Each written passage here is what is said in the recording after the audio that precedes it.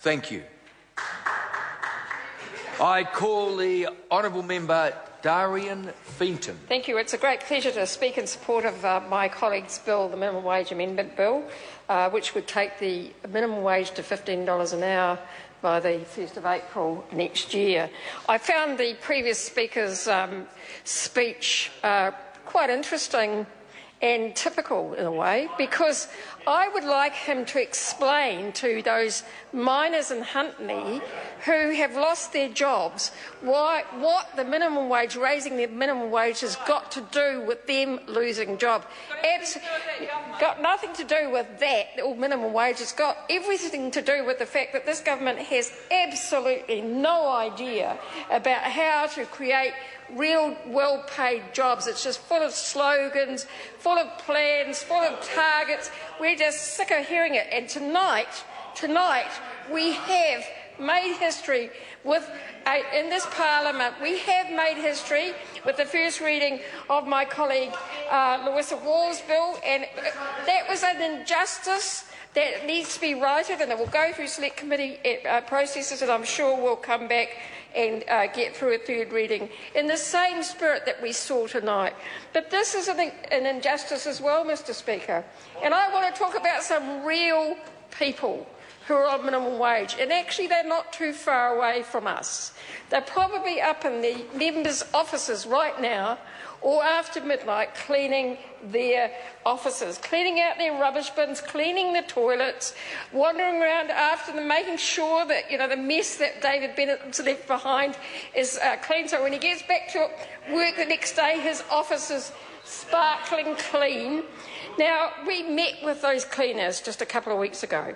Those cleaners, 26 of them or 28 of them who work in this Parliament, are on minimum wage. Now that's shameful.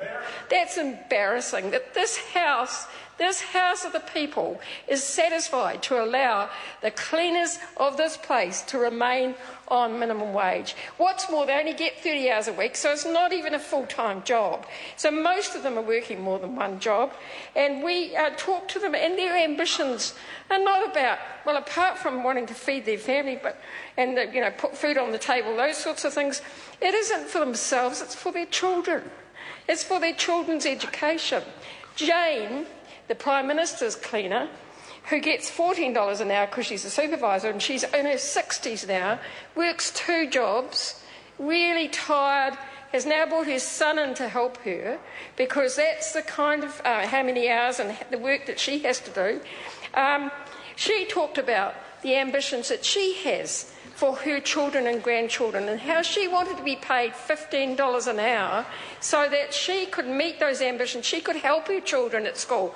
When their children go to school and they have to pay for things like sports and so on, she wanted to be able to help them with that. So they're not being selfish about this, Mr Speaker, but these are real people that work in this place, and they're not the only minimum wage people in this place.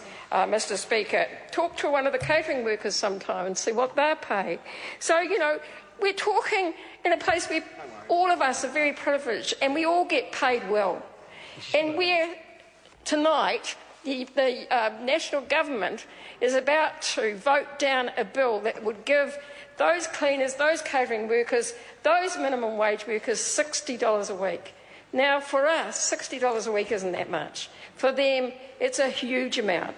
We've spent a lot of time this week talking about poverty and inequality, and we're seeing the impact on it. We know that inequality is growing. We know that there is poverty in many of our families, and that actually 2 out of every 5 families are actually working, that are living in poverty, whose children are living in poverty. They're actually working, but they're not making enough to make ends meet. This is a simple measure. It would cost almost nothing to give the cleaners in this place $15 an hour. In fact, it's something like $50,000 a year. That's nothing. We could do this, Mr Speaker. We could do it in the spirit that we passed the bill earlier in the evening, where we saw an injustice that needed to be righted. Now, I know it's got to go through processes and so on, but the spirit of this place was really memorable. Unfortunately, the spirit doesn't seem to continue when it comes to the national government supporting low-paid workers and the cleaners that clean their office. I recognise the Honourable Member Jamie Lee Ross. Thank you, Mr. Speaker.